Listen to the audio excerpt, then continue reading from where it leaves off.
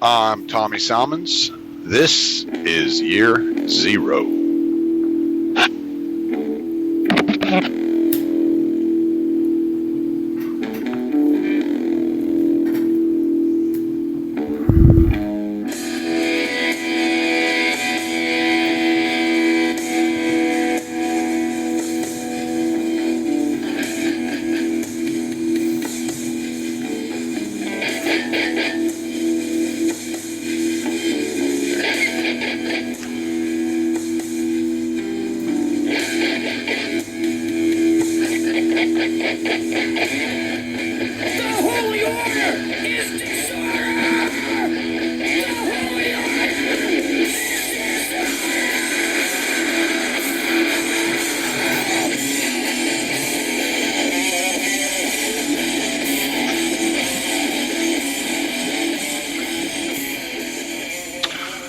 We have an incentive problem in this country, a serious incentive problem. What is the incentive to change, to recognize people as autonomous, having liberty, and not being ruled over by the political infrastructure that is in place and that continues to evolve and grow? What is the incentive to rein back executive power, to pull troops out of wars overseas? What is the incentive that the U.S. government has to respect individual liberty, individual sovereignty, and remain in check and not grow? And there's absolutely none. There's absolutely no incentive for a government to remain small, to not grow, to not oppress, to not seek out conquest or domination.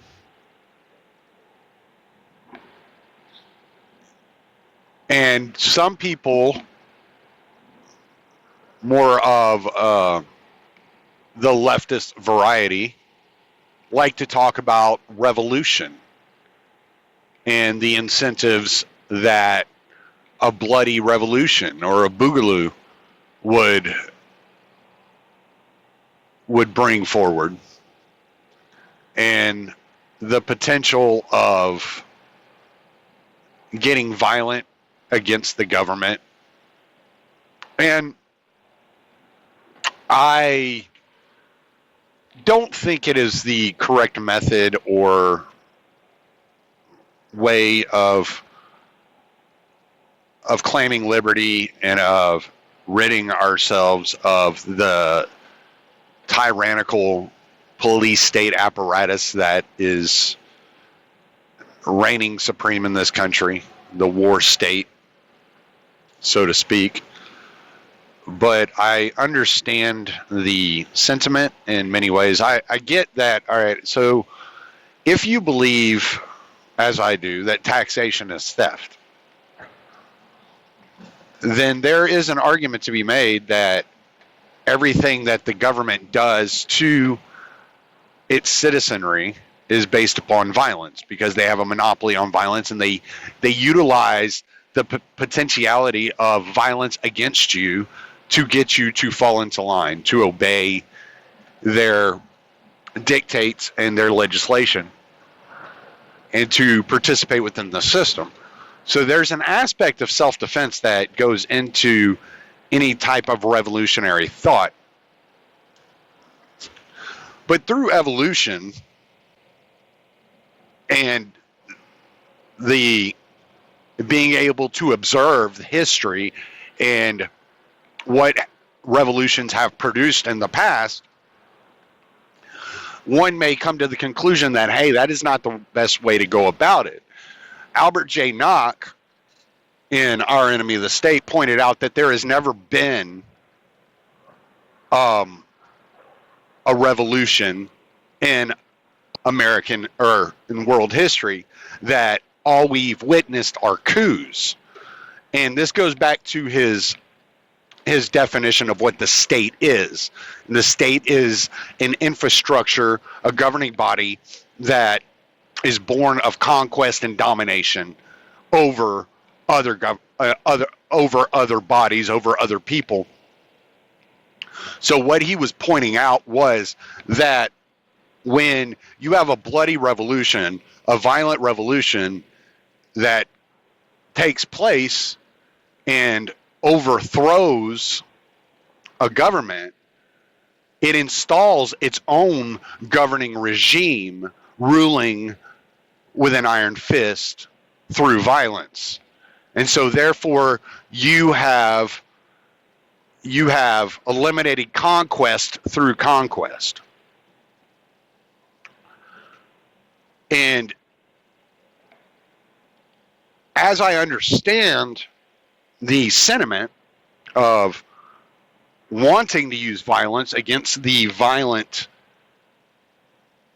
apparatus that is the state, and especially seeing the things that they do around the world, I understand that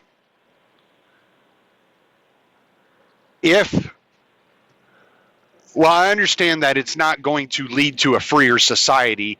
It will just lead to a different governing society, right? A society that is governed differently. That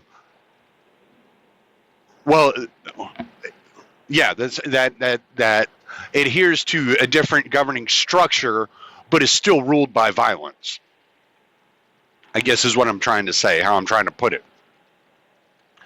So I probably should have written this stuff down because I'm trying to tie all this together, so bear with me here. So when we look at what a violent revolution would mean, what it does is it incentivizes the U.S. government to increase their violence and the nature of their violence. Where if you look at like what Gandhi accomplished through peaceful means, Gandhi basically used peaceful protest and civil disobedience to undermine the power and the legitimacy of the British crown in order to give birth to an Indian government run by Indian people. And it's not that Gandhi minded rule, he minded foreign rule, which you can't blame Gandhi for that. Even in a libertarian circle, many of us would, like, let's say I live in Texas, I would advocate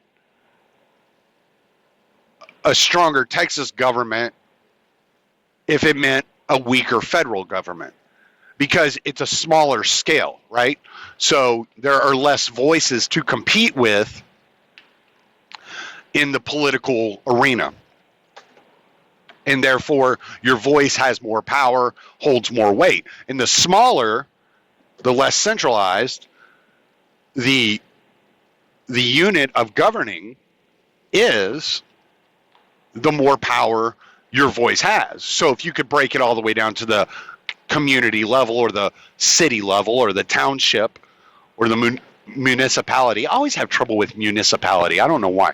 If you could always break it down to the smallest level, the more power your voice has, and therefore the more likely the governing body would be less oppressive, because you'd be less likely to put up with an oppressive local government than you are to put up with an oppressive federal government, because the federal government has more guns, has more money, has more resources at their disposal to be able to oppress. So you would have less power in that structure than you would at a local level.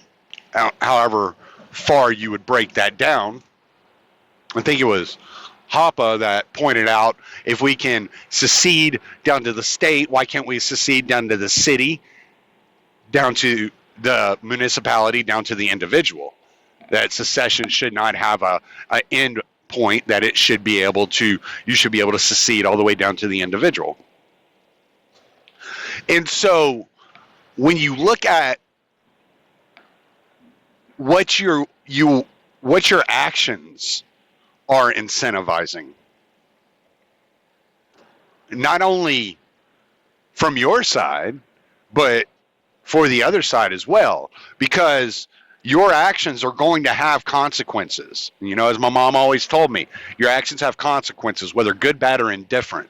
It doesn't matter. Something's going to happen. For every action, there's an equal and opposite reaction. We understand this. We know this, right? So what is going to happen if you put forth a full-scale violent revolution, or a boogaloo, as a lot of people have come to call it, is that you're going to invite an even stronger violent reaction from the governing side, from the state, and whether that would be militarily or using contractors, using police forces, FBI, CIA, the full weight of the Pentagon coming down upon you, using National Guard locally, as has been threatened in Virginia by the governor. Whatever that might be, you are inviting a large scale of violence upon yourself. What you have to find is a way to disincentivize the state, right? And so what Gandhi found is that if he used peaceful means, if the state came down violently upon a peaceful person, that it looked bad for the state, and it delegitimized their power and their authority, because then you had more people, more peaceful people, seeing what was happening and standing up and saying, no, that's wrong. We don't want that. We don't want the state violently acting against nonviolent people. We don't want Ross Ulbricht to have, 2 life sentences plus 40 years for starting a website. We don't want Michael Holmes to serve 200 years in prison, not serve, but be given the sentence of 200 years in prison for owning a substance. In his case, it was cocaine. We don't want that. And that these people aren't hurting anybody. We don't want somebody who's running an Airbnb to be imprisoned for not adhering to regulations. We don't want that. We don't want somebody who's running an Airbnb to be shot for not paying taxes. You see what I'm saying? Because they're taking peaceful, nonviolent action against the state.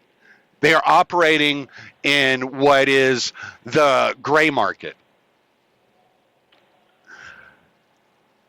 And they are delegitimizing the power of the state through civil disobedience, essentially nullifying state power. Right? Excuse me. So you have to look at the incentive structure as to what's around you. Now, if the gray market is only operating in, let's say on a small scale, let's say 100,000 people or 50,000 people are operating within the gray market, then you have a problem that the federal government can and will come down against those people. And unless somebody is backing up these people, watching these people, knowing what the government is doing to these people, knowing what the government is doing to the Amish man who made a damn ointment and got 60 years in prison, knowing what the federal government is doing to these peaceful people in the name of their health, wealth, and power. Because these people refuse to adhere to illegitimate laws, illegitimate restrictions, illegitimate licensing. To know that and to stand up against that power and the use of violence against peaceful people is the least we could do in this case. To try to disincentivize the state from oppressing free trade and free market, laissez-faire, voluntary solutions. If we to stand up against the persecution of women that have decided to sell their body, to sell sex for money, that participate in a voluntary trade, a voluntary transaction with another adult, it's our duty to stand up for their right to control their body in that fashion. But if we extend the gray market and we start looking how millions of people are operating within this market, selling used furniture at garage sales, lemonade stands for children, my son selling candy bars, selling guns, gun owner to gun owner, without involving the state, just two individuals voluntarily interacting with each other. And we begin to see that as a nullifying principle to state regulatory power. Then you can be able to expand the gray market into the white market and create less regulated, less legislated areas of the marketplace in which you have restaurants opening up, bars opening up, grocery stores opening up that do not pay for permission. You have small businesses, contractors that do not pay the government for permission. That they just operate within their communities on a small scale, and they allow their communities and the market to determine whether or not they are offering a significant service or product. If you're growing cabbage and potatoes and you open a little vegetable stand on the side of the road, you are operating in the gray market. If you've ever purchased from one of these small stands on the side of the road, you are operating in the gray market. And this undermines the legitimacy of the state, of the regulatory state, of the powers of the state. If you refuse to fill out your taxes in April, you are operating in a gray market. You are performing civil disobedience. You are a peaceful protester. If you form a militia locally to police your area and you do not allow federal, state, or county officials into your community because you are policing your area yourselves. You are operating in a gray market. See, but what happens is, again, we look at the incentive structure. The state is incentivized to demonize these people. So you get militias being painted as white supremacists or Nazis. This has happened all my life. I've seen it all my life.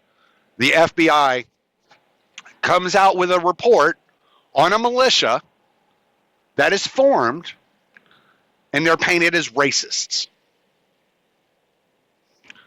Never does the FBI look itself in the mirror and say, well, you know, what we did to Martin Luther King or Malcolm X was pretty fucking racist. Never does the IRS look itself in the eye and say, well, what we did to the fucking Tea Party was pretty discriminatory and pretty fucking bad. That's not the way this works. Because if the state does it, it is legitimized. But when the mafia told a small business owner they couldn't open a business without paying for permission, that was extortion. I guess if the mafia would have been federal instead of localized, it would have been legitimate.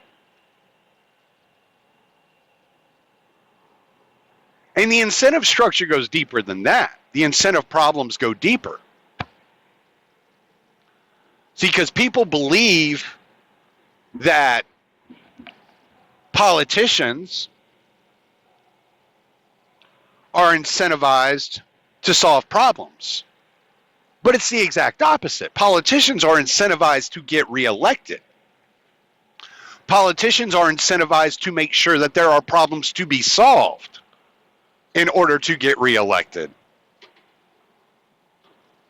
Politicians are incentivized to increase their power and their wealth. Politicians are not incentivized to solve problems. This is exactly why you see politicians put Band-Aids on bullet wounds. They will tell you that in order to solve a climate crisis, you have to pay more taxes.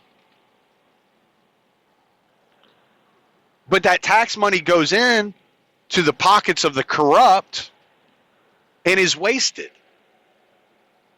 on technologies that never come to fruition.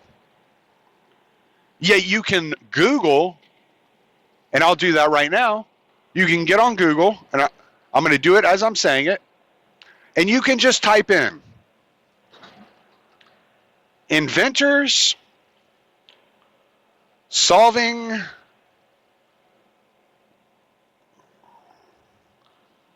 climate change.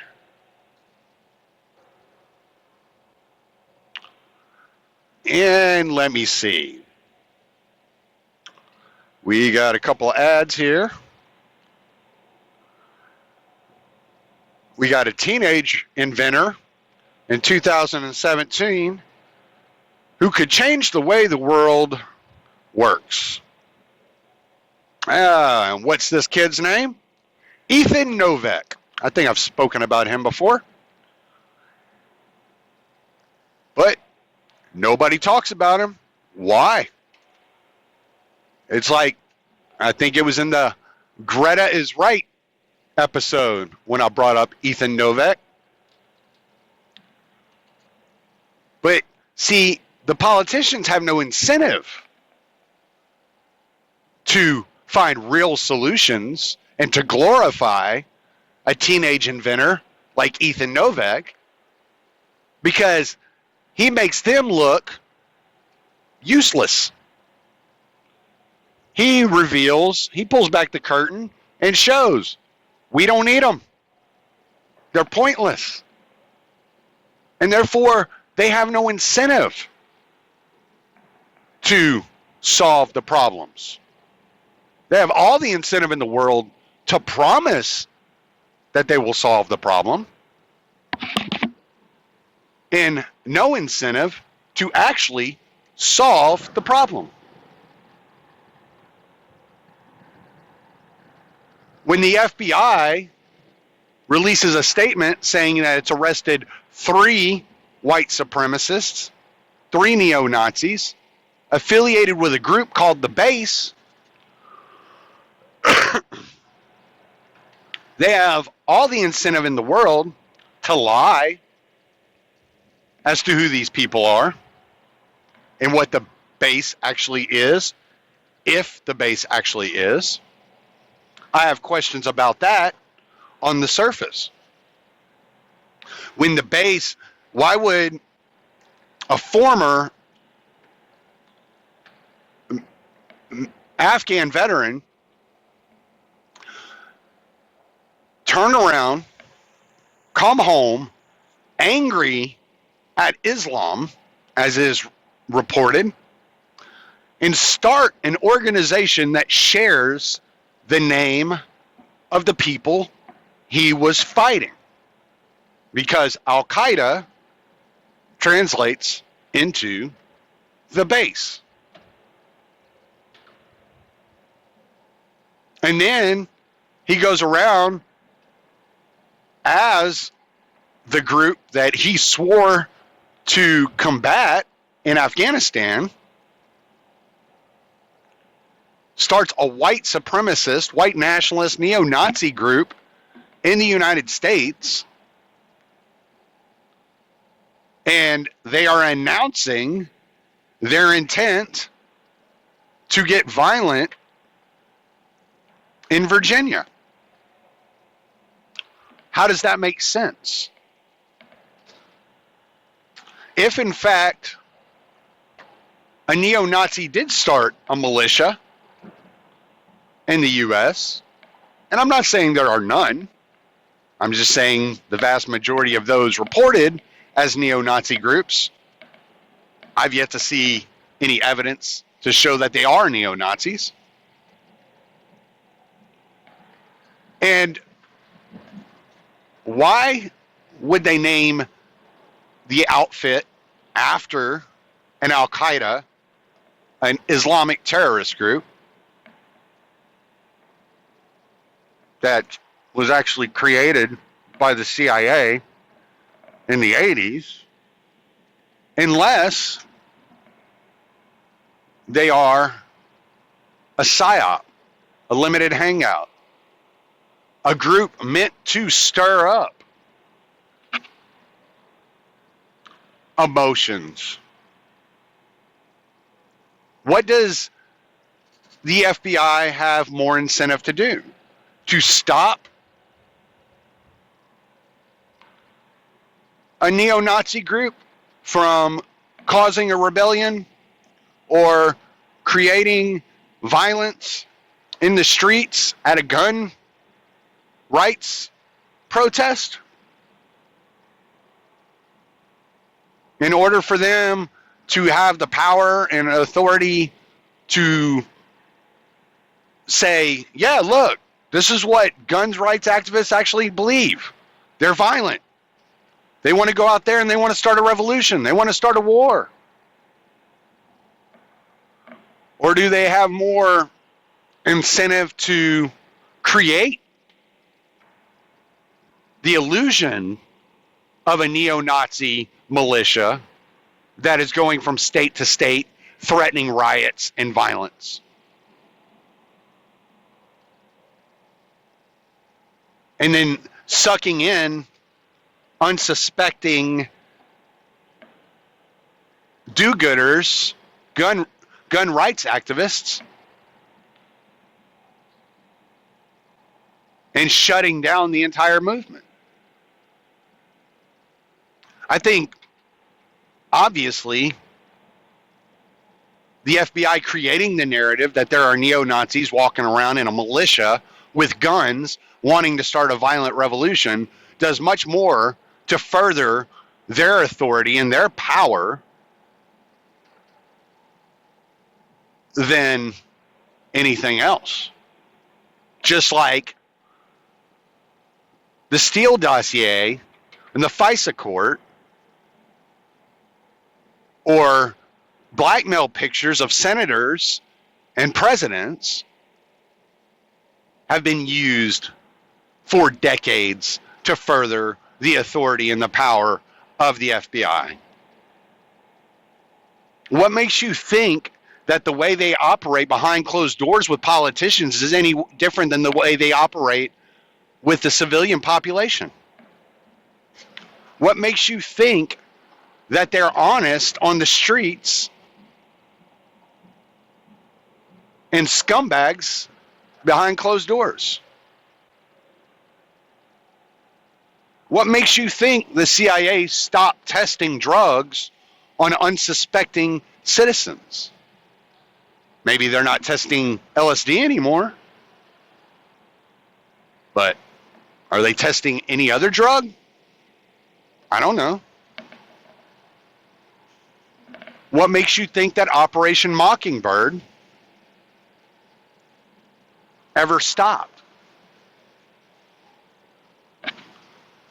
What makes you think that Operation Northwoods never went into effect? See, because the incentive structure of these operations were plain, were clear. They were thinking of operational tactics, live operations, to use both on American soil and on foreign soil to increase the health, wealth, and power of the state. The NSA spies and collects the data on every American citizen for the health, wealth, and power of the state. The FBI frames mentally handicapped individuals in bomb plots in order to increase the health, wealth, and power of the state.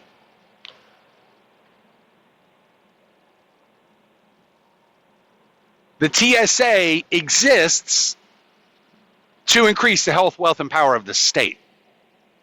The military is overseas fighting illegal wars to increase the health, wealth, and power of the state.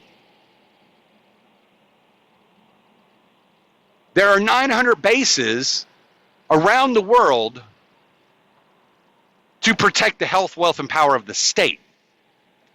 See, the incentive structure is very simple. And the incentive structure shows me that universal health care, if it were able, if the problems of corporate insurance companies, opposition to it, if and when they find a solution to the lobbying effort and to pacify and further enrich their corporatist friends in the healthcare industry, there will be a universal healthcare, but not until it is clear that it increases the health, wealth, and power of the state.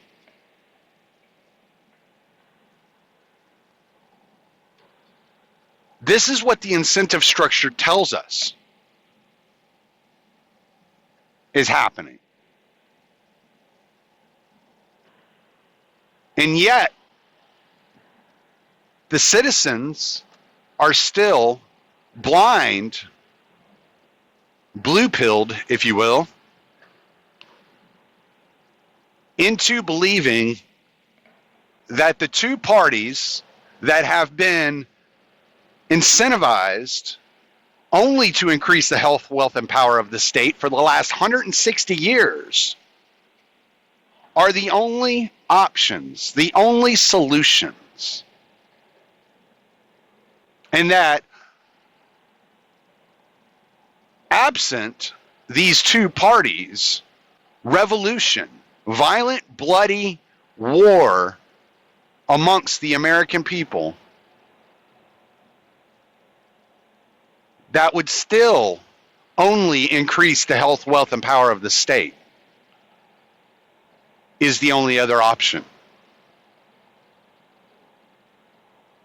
I come to you on this podcast to tell you no, that there is a completely different option,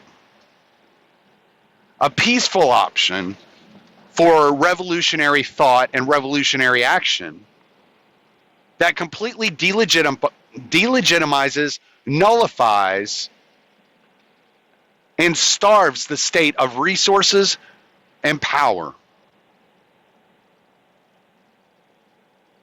That the action isn't activism, standing on the steps of the Washington Monument or the Capitol, that the action can be taken for yourself, by yourself, through community outreach and creating a community marketplace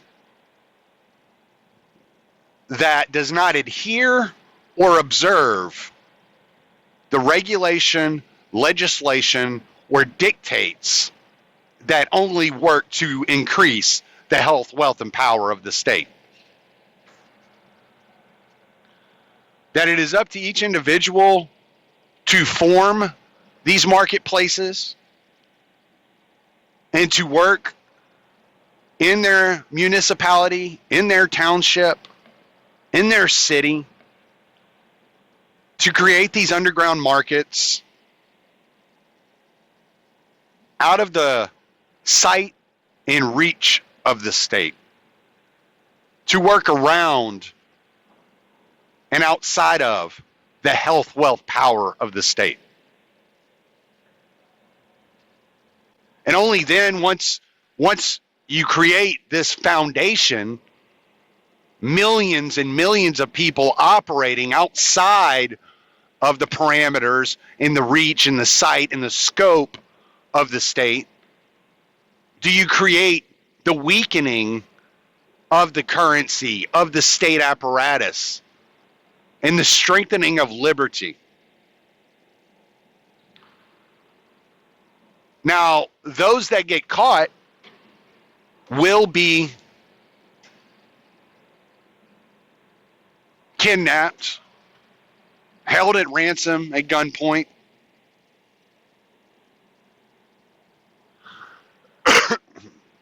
they'll be called all sorts of names: terrorists, white supremacists, neo-Nazis,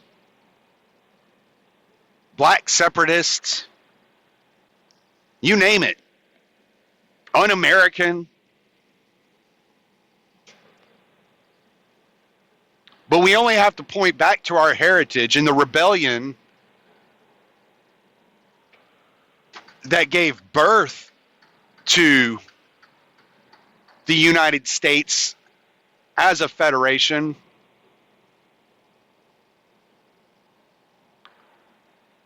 to show the example that no, liberty is the ultimate American ideal, and that regulations, legislations, perpetual war, fiat currency, and using violence against peaceful people are un-American. That the health, wealth, and power of the state is what is un-American. That bombing children is un-American. That giving welfare to corporations and foreign entities, as well as American citizens, is un-American. That separating people from their liberty, from their rightful heritage, from their natural rights of life, liberty, and property is un-American.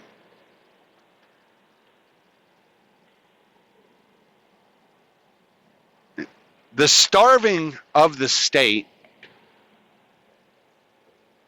the recognition of natural rights, of personal autonomy, personal sovereignty, is more American than apple pie. And it's the best thing since sliced bread, while I'm throwing all these little cliches out there.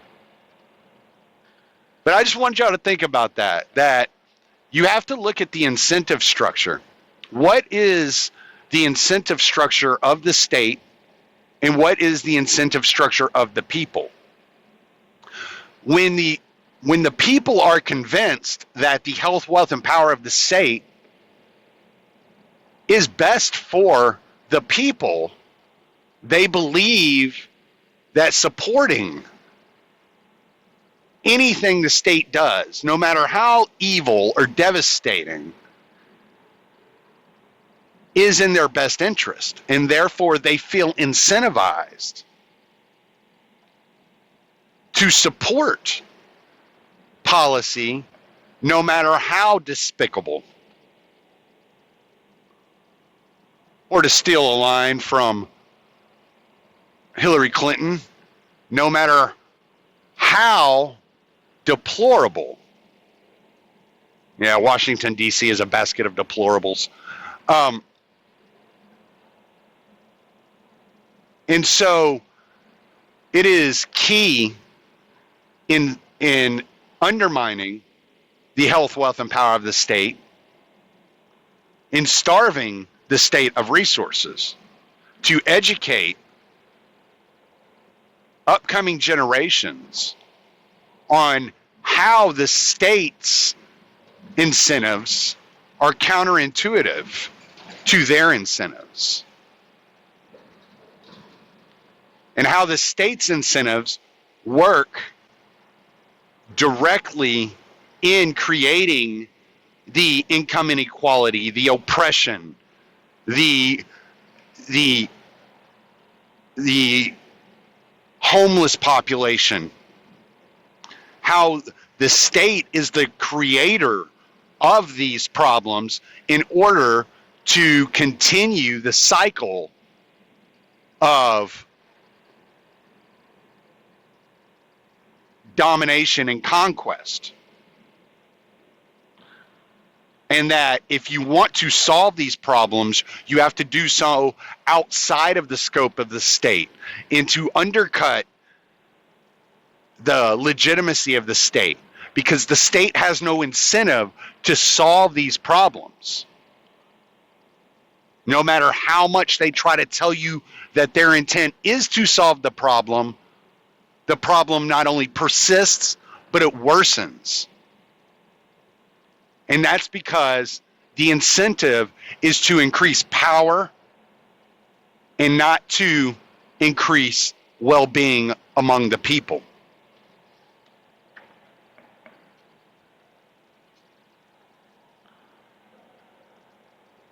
So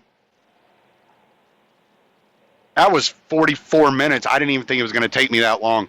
It didn't seem like that thought process was that developed in my head.